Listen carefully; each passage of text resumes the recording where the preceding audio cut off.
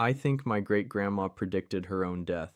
My mom has beaten this story into my brain so many times I've memorized every detail, and honestly, I wish I hadn't. Growing up, my mom was dirt poor. Her own mom would dump her at her grandma's house for months when money got tight. But my mom didn't mind. She was great-grandma's golden child. They did everything together. Eventually, my grandma got her finances together and moved 12 hours away, taking my mom, but she would still travel alone every single summer back to my great-grandma. College rolls around. My mom would still take trips as usual to my great-grandma. This was when my great-grandma would tell her about a dream. Someone pushed her down the stairs and she died. She brought it up over and over again, describing it in uncomfortable detail. She said she could feel the coldness of a hand pressing into her back as she stood at the top step, the violent shove, the fall, and when she hit the bottom and looked back up, she saw who pushed her, a woman. She never said who the woman was, just that it was a woman with long hair.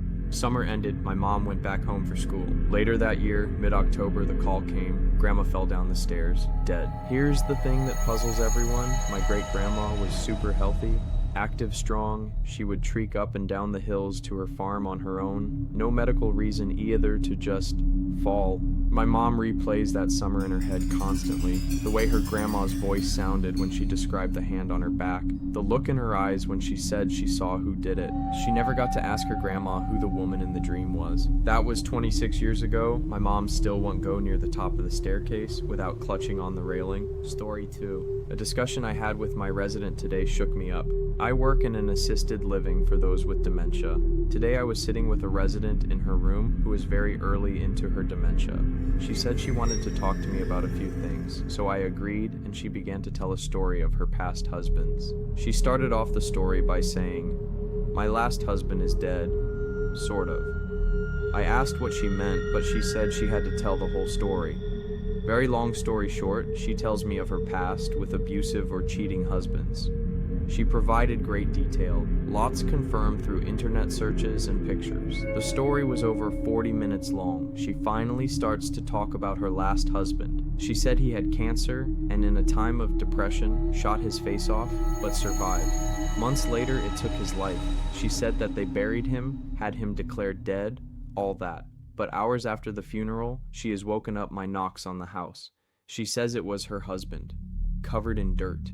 She rushed him inside and she was freaking out. She said he just went to the basement where he had previously shot himself. She began telling her family members, but they didn't believe her. So she started bringing him food and water. This went on for months until her daughter said, "That's enough, you're going to an assisted living." However, once the daughter moved into her mother's house, she saw her dad. Out of fear, she locked the basement up and told her mom she was right and that they should never discuss it. The resident then began tearing up, thinking about how her husband was likely gone now, locked alone in the basement. This freaked me the hell out. But also she has early dementia, so maybe it's not true. So I ask her clarifying questions. Do you think he's alive? Does anyone else know? Why didn't you call the police? How would the cemetery not know? She answered all the questions by saying that he was in fact dead, but his very physical and visible ghost-like body is there. Before anyone questions this because of her dementia. 1. She is not usually like this. She is very early into her dementia and has never told lies or delusions. 2. She started the story saying he was kind of dead and then proceeded to tell a 40-minute detailed and evidenced story in a timeline fashion. I have a master's in psych and perhaps there is, but I have never heard of stories like this, so detailed and real, to be mental illness. 3. I have told this story way shorter than it was. The emotions, evidence, her story, all felt incredibly real. It also felt so evil. I am an atheist, but had such an incredible bodily reaction to this story that I said a prayer. It felt haunting. Maybe people will try to downplay this or explain it away, but I am an atheist and really not a believer in the supernatural. But for some reason, this has me completely shaken up. I've seen it all the past 6 years working here. I know this resident, and I know her story was real. Story 3. Neighbor committed suicide 9 months ago. Wondering if anyone has ever seen a ghost that looks like a real person? My neighbor supposedly committed suicide 9 months ago. I do not believe it was suicide, never will. Fact is, he's dead. Our neighborhood was built on what I believe to have been part of the farmland of the county Poor Farm, which the high school has a plaque up about it, not too far away. Next door and my house both have been full of ghosts since the houses were built. Friendly, no bad things. They only let you know they are there.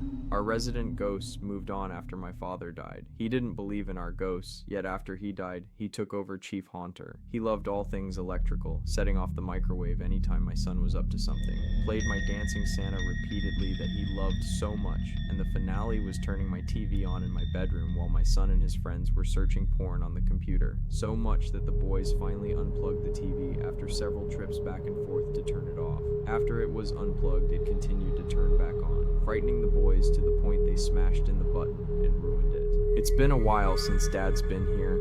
The other ghosts moved on. I'm sure he quickly discovered my resident ghosts were definitely residing in our home with us, asking them to leave. I actually miss them, yet, since my neighbor died, I've had a deep conviction of it not being suicide. Too many things not adding up for it to have been that. Anyway, he set my lights flickering. I always say, "Hello, Nick." He will make the light flicker once when I say it, then he waits a while to do it again. It's been a couple of months of no activity until I was outside 2 days ago with my son, now an adult. A man on a bike, riding extremely fast, was riding by the house. I looked up to see him smiling and waving as he quickly passed on his way. I smiled and waved back. My son asked who it was, as I could only think of confirming he actually saw him too. Indeed, he had. I smiled and replied, "He looked just like Nick." I wonder who it was, not really sure. My son had not gotten a good look at him, only knowing it was a man on a bike that was waving. It's been bothering me ever since I saw him. He was heading in the direction of Nick's house too. I miss Nick terribly. I miss his smile, jokes, and laughter. I saw my grandpa the same day he died. He was not see-through. He was as if he were still alive. Other than him, I've never seen another ghost until 2 days ago. Have any of you experienced this? Story 4. A terrifying encounter while in Iraq. I was a sergeant in the U.S. Army and ETSing, getting out from the military when President Bush ordered more troops into Iraq in 2003. I had just returned home to Austin, Texas, when I was summoned into my local National Guard unit at Camp Mabry and told that I was being recalled to the Army, but the unit was already tasked out to deploy to Iraq. I was not part of their unit yet, so the commander offered to give me a waiver to deploy with a government contractor, Halliburton, in Houston. I knew that I would make more money as a contractor, so I took the offer. Not long after arriving in Kuwait at Camp Doha, I began working with the operations team overseeing logistics affairs. We would oversee the daily convoy of supply between Kuwait and Baghdad, a route riddled with IED incidents, small arms skirmishes, and almost constant breakdowns of Army and civilian vehicles. Because I was a saw gunner in the 1st Infantry Division while in active duty and was technically still in the Guard, I was often in the convoys manning a mounted weapon that accompanied the mostly civilian convoys. During these runs, we had a few strange encounters in an area south of Baghdad, known then as Camp Babylon. Occupied by French troops, but then designated an archaeological site for obvious reasons, Camp Babylon was set up in the area that was said to originally be inhabited by the famous Tower of Babel. Indeed, there were ruins there that did look like a massive structure once stood at that spot. I had 2 strange incidents happen to me while passing through there. The first incident seems a bit benign, but sets the mood for the second. We were passing through Camp Babylon in the afternoon one day when our convoy took small arms fire. The SOP at the time, standard operating procedure, was to stop the convoy and return fire. This was because, in the past, such incidents ended up being a lone gunman attempting to scare the convoy into running into IEDs on the road. Because of this, the SOP changed to stop the convoy, dismount, and return fire. While engineers looked for explosive devices on the road, we scanned the horizon for enemy. Nothing. They most likely fled immediately. However, the ruins around Camp Babylon were alive with shadow figures that seemed to move about the area. Several times we would spot the figures, but they would immediately disappear. A contractor, lying beside me with his weapon, commented, "How odd that we are in the shadow of Babel and fighting the supernatural." I didn't respond, but knew he was a 32nd degree Mason who was really into the arcane aspects of Babylon, etc. I didn't feel at the time that much was supernatural, but certainly did see the shadowy and bizarrely small figures dart about the structures. Once the road was deemed clear, we continued on to Baghdad.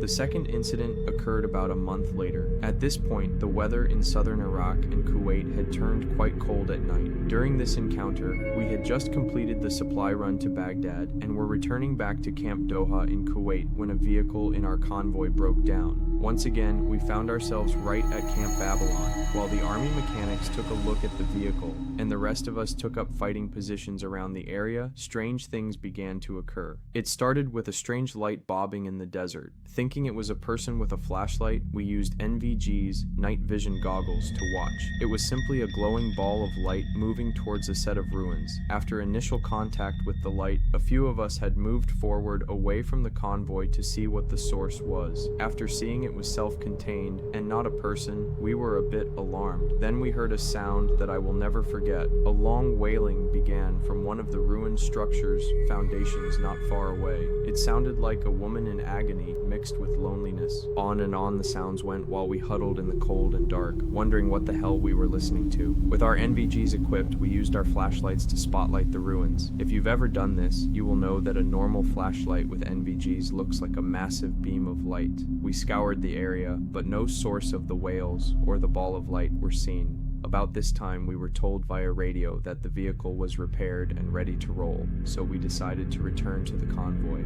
I was slinging my saw over my shoulder when I noticed my contractor partner was staring at the ruins in horror. He was frozen. I shook him and he snapped out of his stupor, quickly leaving the area with the rest of us. Once we were back at the camp, and it was pleasantly daylight the following morning, several of us were chatting about the encounter at Camp Babylon before our daily operations briefing. It was then that I remembered the terrified expression on the face of the contractor, so I asked him about it. He was still obviously traumatized by the event, but managed to explain that as we were leaving our position on the sandy hill, he saw a tall, black figure standing beside the ruins. It was watching us as we were looking for him, her, it.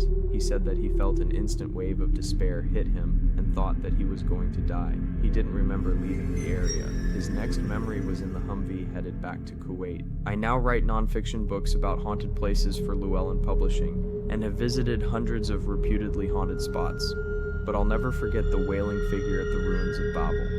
It's also worth noting that when I related this story to some of our Pakistani employees at Camp Doha and Camp Arifjan, they also were quite horrified. One of them, a translator we called Artie, said that we had encountered a jinn, or a damned spirit, and that we were lucky to be able to tell the tale. I agree. Thanks for watching. Please like and subscribe for more videos like this.